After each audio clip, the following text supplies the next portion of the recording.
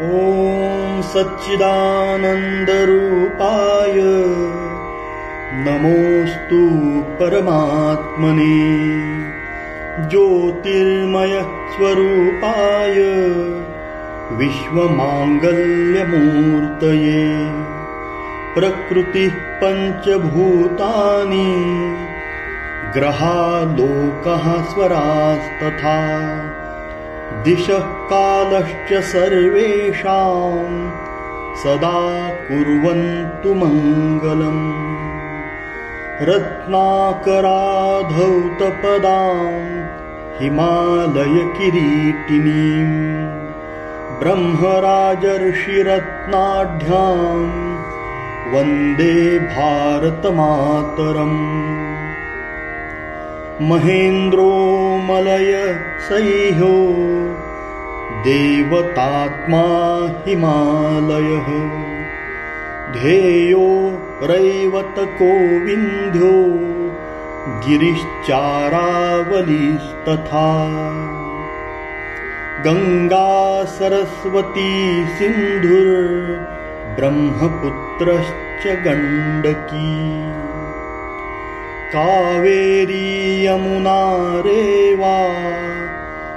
कृष्णा गोदा महानदी, अयोध्या मथुरा माया काशी काञ्ची अवन्तिका, वैशाली द्वारिका धेया पुरी तक्षशिला गया, प्रयागः पाटलीपुत्रम् विजयानगरं महत्, इन्द्रप्रस्थं सोमनाथ तथामृतसरः प्रियम्, चतुर्वेदा पुराणानि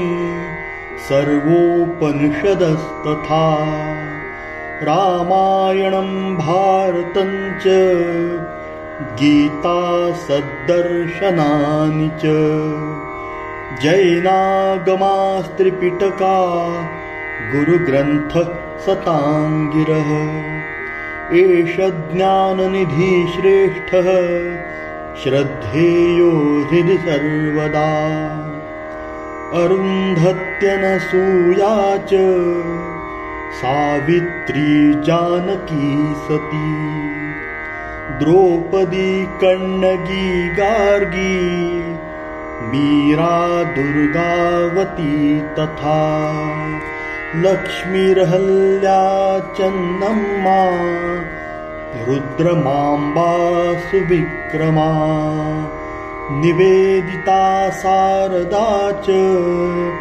प्रणम्या मातृदेवताः, श्रीरामो भरतकृष्णो भीष्मो धर्मस्तथार्जुनः, मार्कण्डेयो हरिश्चन्द्रः प्रह्लादो नारदो ध्रुवः, हनुमान् जनको व्यासो वसिष्ठश्च शुको बलिः, दधीचि विश्वकर्माणो पृथुवाल्मीकि भार्गवाः, भगीरथश्च एकलव्यो मनुर्धन्वन्तरिस्तथा, शिबिश्चरन्ति देवश्च पुराणोद्गीतकीर्तयः, बुद्धा जिनेन्द्रा गोरक्षः पाणिनिश्च पतञ्जलिः, शङ्करो मध्वनिम्बार्कौ श्रीरामानुजवल्लभो, झूले लालोत चैतन्यः तिरुवल्लुवरस्तथा, नायन्मारालवाराश्च कम्बश्च बसवेश्वरः, देवलो रविदासश्च कबीरो गुरुनानकः, नरसिंहतुलसीदासो दशमेशो दृढव्रतः, श्रीमच्छङ्करदेवश्च बन्धुसायणमाधवौ ज्ञानेश्वरस्तुकारामो रामदासः पुरन्दरः बिरसासहजानन्दो रामानन्दस्तथा महान् वितरन्तु सदैवैते दैवीं सद्गुणसम्पदम् भर्तर्षि कालिदासः श्रीभोजो जकणस्तथा सूरदासस्त्यागराजो रसखानश्च सत्कविः रविवर्मा भातखण्डे भाग्यचन्द्रः स भूपतिः कलावन्तश्च विख्यातः स्मरणीया निरन्तरम् अगस्त्यः कौम्बुकौण्डिन्यो राजेन्द्रः चोलवंशजः अशोकः पुष्यमित्रश्च खारवेलः सुनीतिमान् चाणक्यचन्द्रगुप्तौ च विक्रमशालिवाहनः समुद्रगुप्तः श्रीहर्षः शैलेन्द्रो बप्परावलः लाचिद्भास्करवर्मा च यशोधर्मा च हूणजित् श्रीकृष्णदेवरायश्च ललितादित्य उद्बलः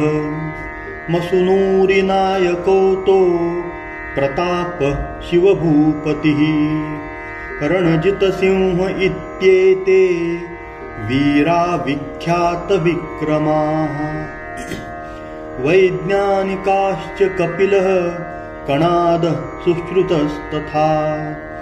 चरको भास्कराचार्यो वराहमिहिरः सुधीः नागार्जुनो भरद्वाज आर्यभट्टो वसुर्बुधः ध्येयो वेङ्कटरामश्च विज्ञा रामानुजादयः रामकृष्णो दयानन्दो रवीन्द्रो राममोहनः रामतीर्थो रविन्दश्च विवेकानन्द उद्यशाः दादाभाई गोपबन्धु तिलको गान्धिरादृतः रमणो मालवीयश्च श्रीसुब्रह्मण्यभारती सुभाषः प्रणवानन्दः क्रान्तिवीरो विनायकः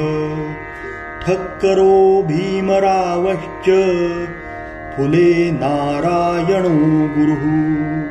संघशक्ति प्रणेतारो केशवो माधवस्तथा स्मरणीयाः सदैवैते नवचैतन्यदायकाः अनुक्ता ये भक्ता प्रभुचरणसंसक्तहृदया अविज्ञाता वीरा अधिसमरमुध्वस्तरिपवः समाजोद्धर्तारः सुहितकरविज्ञाननिपुणाः नमस्तेभ्यो भूयात् सकलसुजनेभ्यः प्रतिदिनम् इदमेकात्मतास्तोत्रम् श्रद्धयाय सदा पठेत् स राष्ट्रधर्मनिष्ठावान् अखण्डं भारतं स्मरेत्। भारत माता की जय।